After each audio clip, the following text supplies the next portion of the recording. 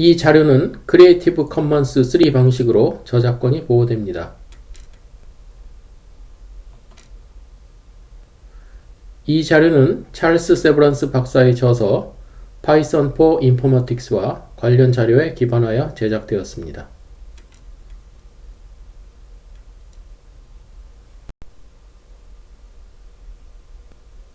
파이썬 프로그래밍 강좌의 10번째 강의를 시작하겠습니다. 이번 시간에는 튜플에 대하여 공부해 보겠습니다.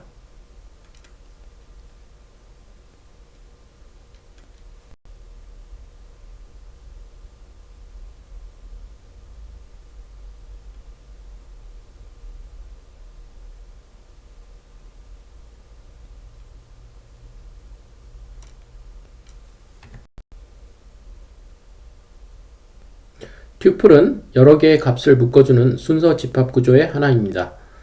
튜플에서는 요소를 인덱싱하기 위해서 정수를 사용합니다. 따라서 여러 가지 면에서 리스트 구조와 흡사합니다. 아래의 예제를 보면서 설명하겠습니다. 왼쪽 아래의 예제에서 첫 줄을 보면 3개의 이름을 요소로 가지는 튜플을 만들어 x 변수에 대입했습니다.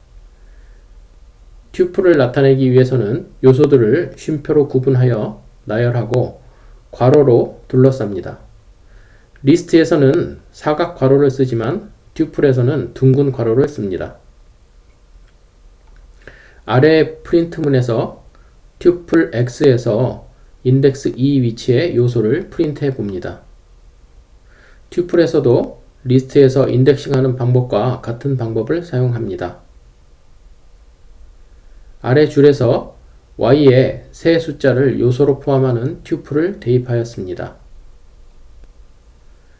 튜플에서도 리스트와 마찬가지로 문자열, 숫자 등 다양한 타입의 요소를 포함할 수 있습니다.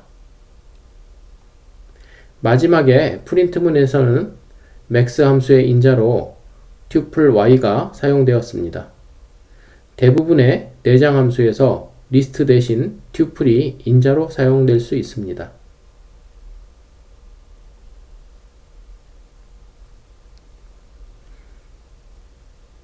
오른쪽 프로그램에서는 포문을 작성할 때 순서 집합, 즉 시퀀스로서 튜플이 사용되었습니다. 튜플은 리스트와 비슷한 구조와 표현법을 가지고 여러 곳에서 리스트 대신 사용될 수 있습니다. 그러면 다음 화면에서는 튜플이 리스트와 다른 점을 살펴보기로 합니다.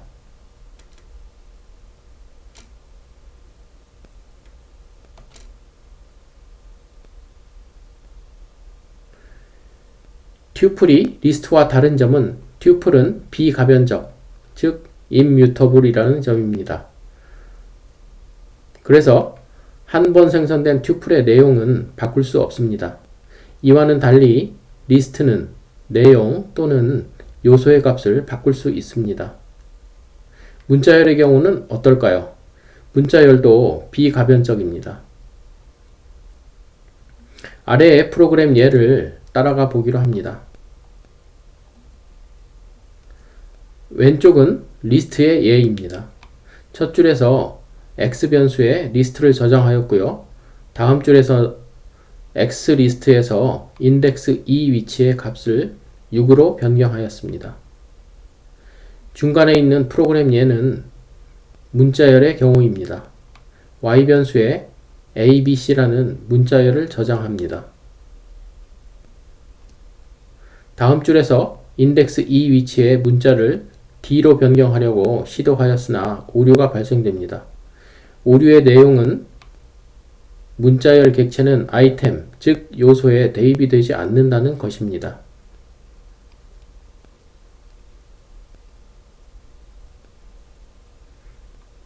오른쪽에 있는 프로그램 예는 튜플의 경우인데요. g 변수에 튜플을 저장해 놓고요. 다음 문장에서 g의 인덱스 2 위치에 요소의 값을 0으로 변경하려고 합니다. 튜플도 문자열과 같이 비가변적이므로 오류가 발생됩니다.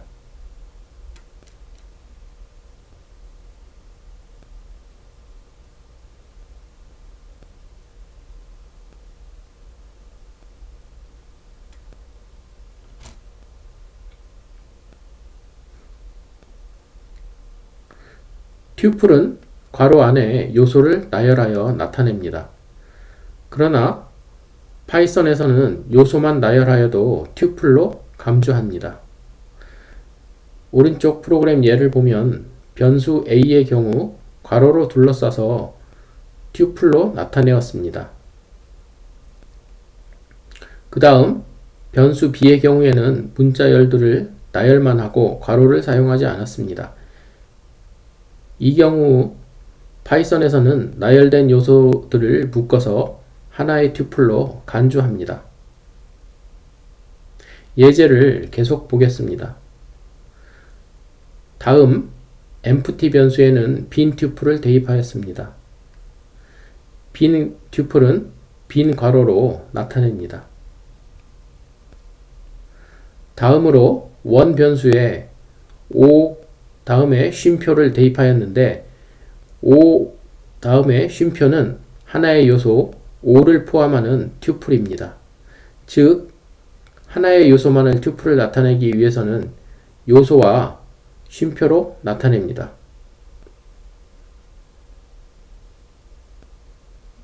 이때는 괄호를 사용하지 않아도 됩니다. 만일 그 아래처럼 괄호 안에 5라는 값을 하나만 쓰면 이 경우는 단일값 5를 나타내는 것이니 튜플과 구별하시기 바랍니다.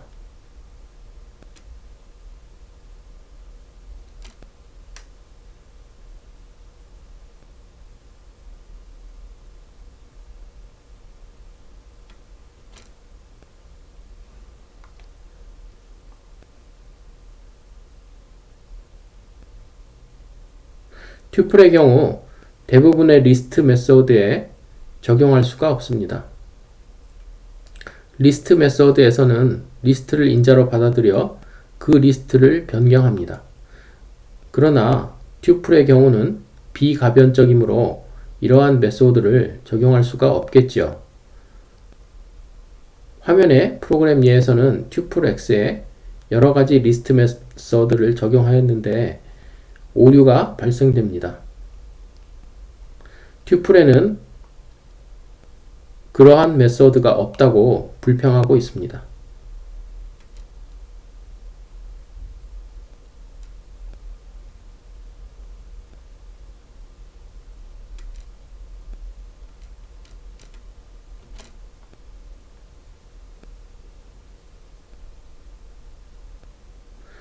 리스트와 튜플에 적용할 수 있는 내장 메소드를 알아보기로 합시다. 리스트의 경우 리스트를 처리하는 다양한 내장 메소드가 있는 반면 튜플의 경우에는 그런 내장 메소드가 별로 없습니다. 그러면 여러분들은 튜플이 리스트와 비슷한데 별로 쓸데가 없는 것 아닐까 하고 생각할지도 모릅니다. 다음 화면을 보면서 왜 튜플 구조를 만들었는지 알아봅시다.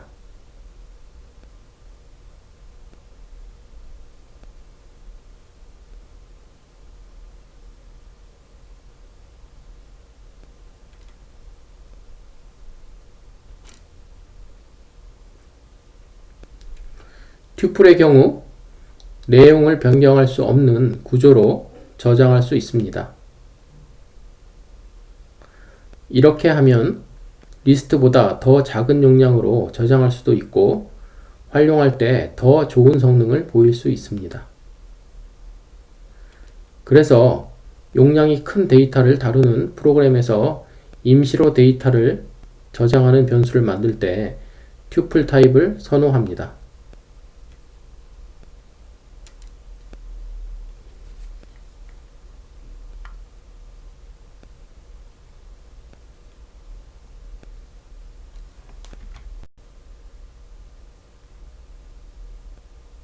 튜플은 대입문에서 대입 연산자의 왼쪽에도 넣을 수 있습니다. 아래 프로그램 예에서 x, y 변수를 요소로 가지는 튜플에 4와 이름 프레드를 요소로 가지는 튜플을 대입하였습니다. 이런 경우 나열된 요소의 순서에 따라 오른쪽 요소의 값들이 왼쪽의 변수 요소에 1대1로 대입됩니다. 튜플에서는 괄호를 생략해도 됩니다. 다음 문장은 괄호를 생략한 경우입니다. 이와 같이 쓰면 여러 개의 변수의 값을 한 문장에서 간단하게 초기화할 수 있습니다. 이렇게 초기화될 때 계산의 순서는 어떻게 될까요? 대입문에서는 오른쪽에 튜플의 모든 요소들이 완전히 값으로 계산된 후 왼쪽에 변수 요소에 대입되는 것입니다. 그래서 다음 문장에서처럼 두 변수의 값을 맞교환할 수 있습니다.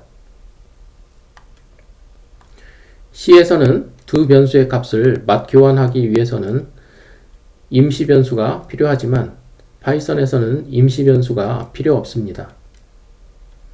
파이썬의 파워입니다.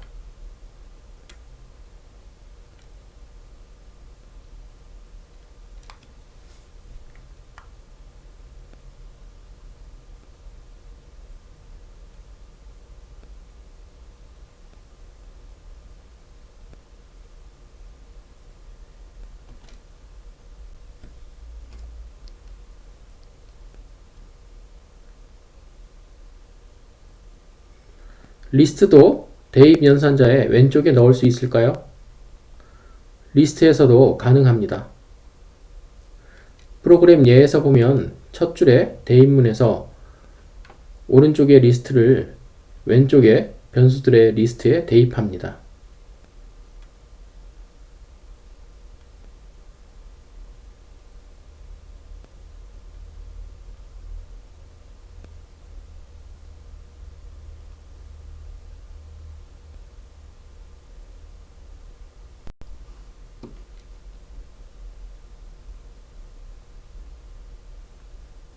파이썬에서는 여러가지 순서 집합 간의 변환이 가능합니다.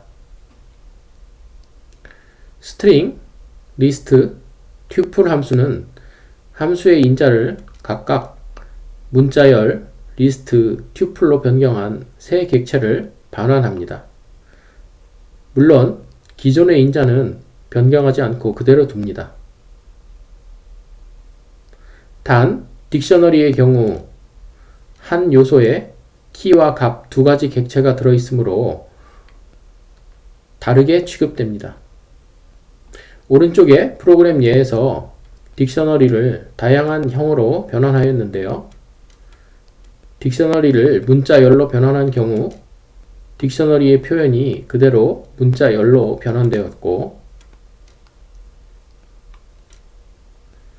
리스트나 튜플의 경우에는 키만 요소로서 나열되었습니다.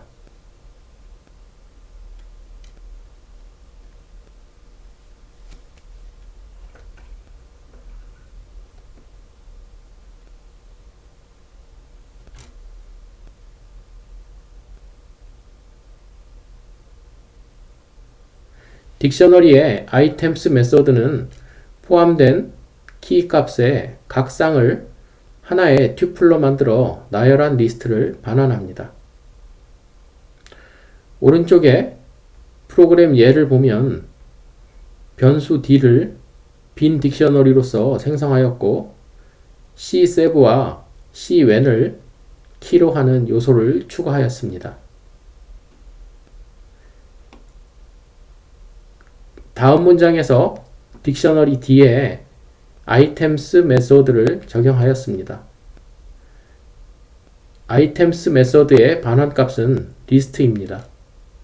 리스트의 각 요소는 딕셔너리 D의 키, 값을 차례로 나열한 튜플입니다.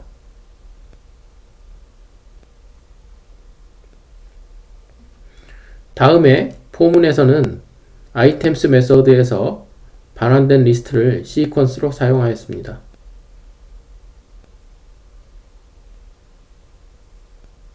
매 루프마다 시퀀스에서 두 개의 값이 들어있는 튜플 요소가 방문되므로 이 값을 받기 위하여 두 개의 변수를 포함하는 튜플이 반복 변수로 사용되었습니다.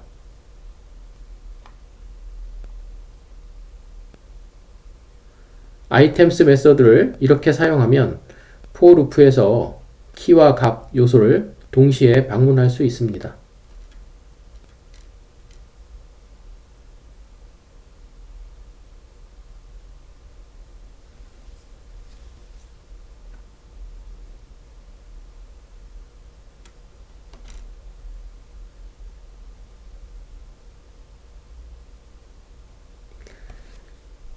비교 연산자는 단일값 뿐만 아니라 순서 집합에도 적용이 가능합니다. 비교 연산자는 두 순서 집합에서 첫 번째 요소부터 차례로 비교합니다. 첫 번째 요소가 같다면 그 다음 요소를 비교합니다. 이런 식으로 서로 다른 요소를 만날 때까지 대응되는 요소를 차례로 비교합니다. 아래의 프로그램 예를 보면서 true나 false 값이 왜 나왔는지 생각해 보기 바랍니다.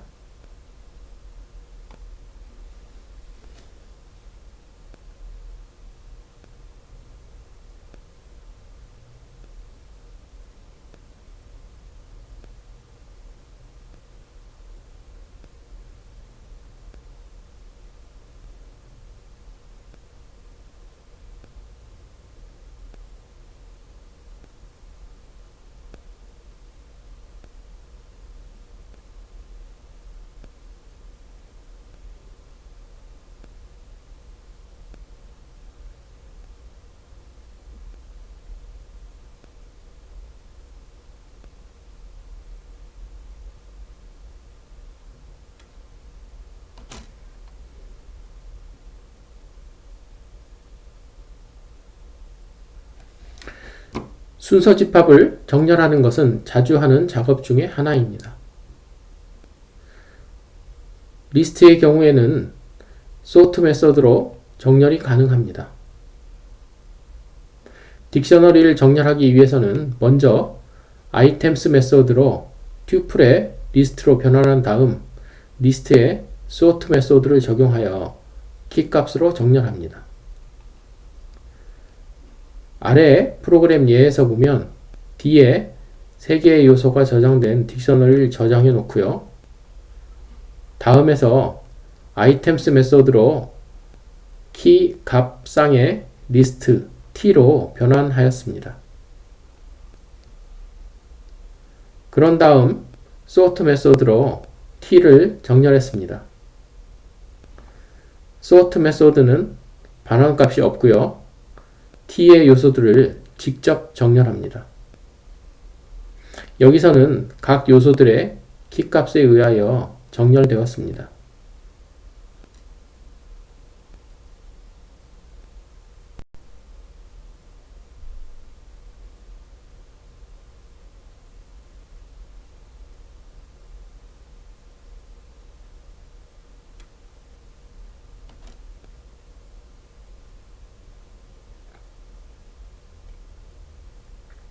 앞의 화면에서는 리스트 메서드인 sort를 사용하였는데요.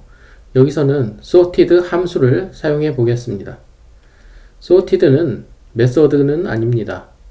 또한 sorted 함수는 인자로서 모든 순서 집합을 받을 수 있고 반환값으로 정렬된 새 순서 집합을 돌려줍니다. 이 함수는 정렬된 순서 집합을 반환하므로 정렬된 순서 집합을 직접 변수에 저장할 수 있습니다. 또한 포문에서 반환값을 순서 집합으로 직접 사용할 수도 있습니다. 오른쪽에 예제 프로그램을 따라가 보겠습니다. 첫 문장에서 D에 딕셔너리를 저장해 놓고요. D를 리스트로 변환하여 sorted 함수의 인자로 사용하였습니다. 함수의 반환값 t는 키값으로 정렬된 리스트가 됩니다.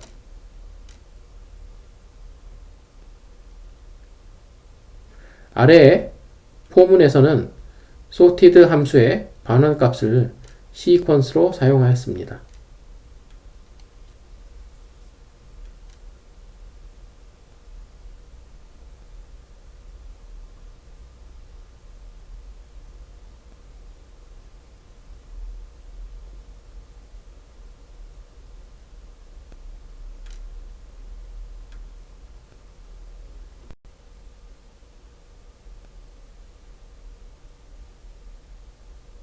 sort 메소드와 sorted 함수를 비교하면 sort 메소드는 인자로 입력된 리스트를 변경하는 반면에 sorted 함수는 원래 순서 집합은 그대로 두고 정렬된 새로운 순서 집합을 반환합니다.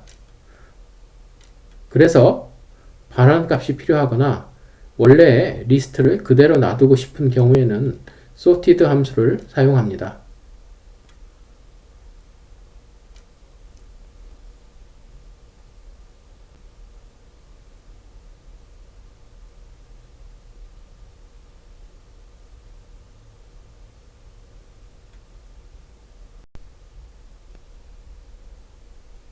지금까지는 딕셔너리를 키를 이용하여 정렬하였는데요. 여기서는 키 대신에 값으로 정렬하고자 합니다. 이렇게 하기 위해서는 딕셔너리로부터 변환된 리스트에서 각 튜플이 값 키의 순서로 저장되어 있어야 합니다. 오른쪽에 프로그램 예를 보겠습니다. 딕셔너리 C를 리스트로 변환하는데요. 여기서는 각 튜플이 키 값 순이 아니고 값 키의 순서로 저장하도록 하려고 합니다. 포문에서 딕셔너리로부터 변환된 리스트에서 튜플을 하나씩 방문하고 키와 값의 위치를 바꾸어서 tmp 리스트에 추가합니다. 포문이 끝나면 tmp 리스트에 포함된 각 튜플 요소는 값 키를 차례로 저장하게 됩니다. append 함수에 인자로 사용된 튜플에서 변수의 순서가 v, k로 되어 있는 것에 주목하기 바랍니다.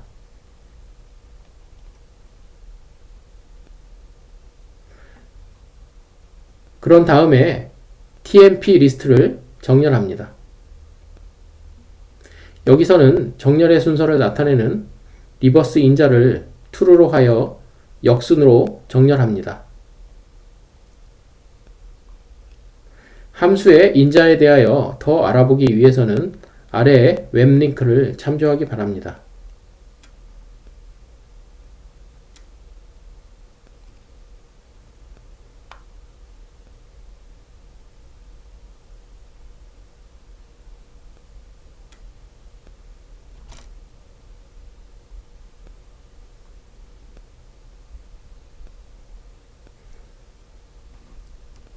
이 화면의 프로그램에서는 텍스트 파일에서 가장 많이 나오는 상위 10개의 단어를 찾습니다.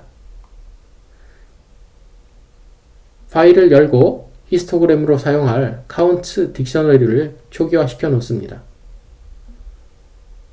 1번의 포루프에서는 파일을 한 행씩 읽어들여 각 행마다 단어가 나온 빈도수를 세서 카운트 딕셔너리에 저장합니다.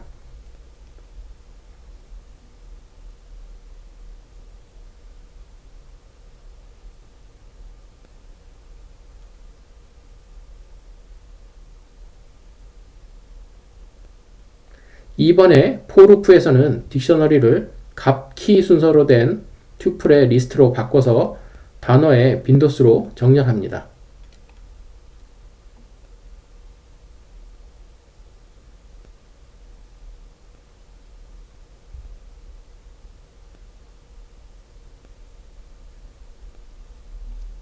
(3번의) 포루프에서는 정렬된 리스트에서 1위부터 10위까지의 단어를 프린트합니다.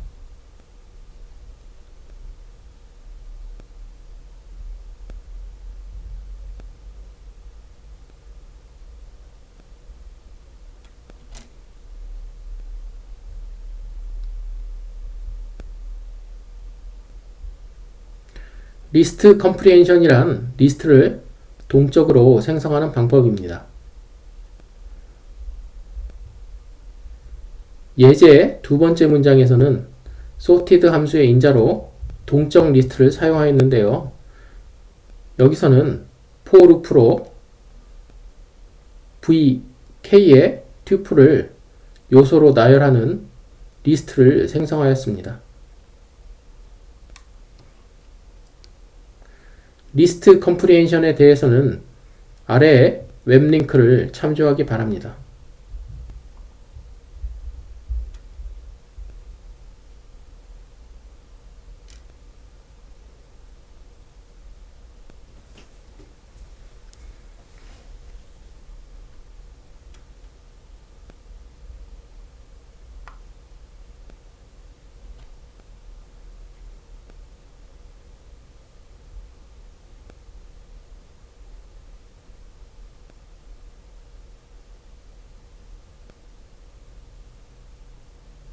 튜플은 다양하게 활용될 수 있습니다.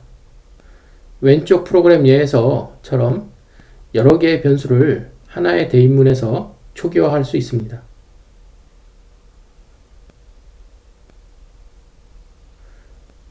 오른쪽의 프로그램에서는 함수를 정의할 때 매개 변수 또는 파라미터에 별표를 붙여두면 튜플 변수가 되고, 이 함수를 호출할 때 그 이후에 들어오는 인자들은 모두 튜플 변수의 요소로 대입됩니다. 이렇게 함수를 정의하면 함수 호출 시 인자의 수가 경우에 따라 달라질 수 있도록 할 수 있습니다.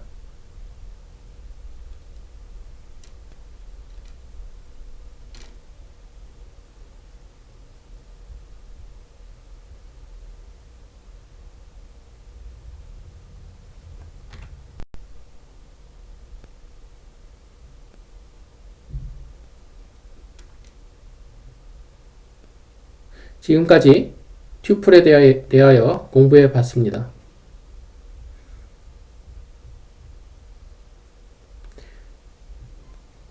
이번 강의 내용을 요약해 보겠습니다. 튜플 구조에 대하여 공부해 봤는데요. 튜플 구조는 리스트와는 달리 비가변적입니다. 여러가지 순서 집합의 비교 연산에 대해서 공부해 봤습니다.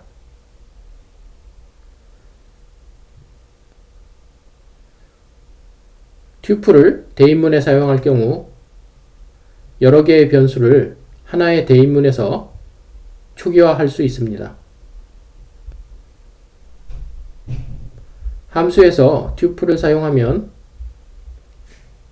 경우에 따라 인자의 수가 달라지는 함수를 작성할 수 있습니다. sorted 함수에 대해서 알아봤습니다. 마지막으로 키 또는 값으로 딕셔너리를 정렬하는 방법에 대해서 공부해 봤습니다.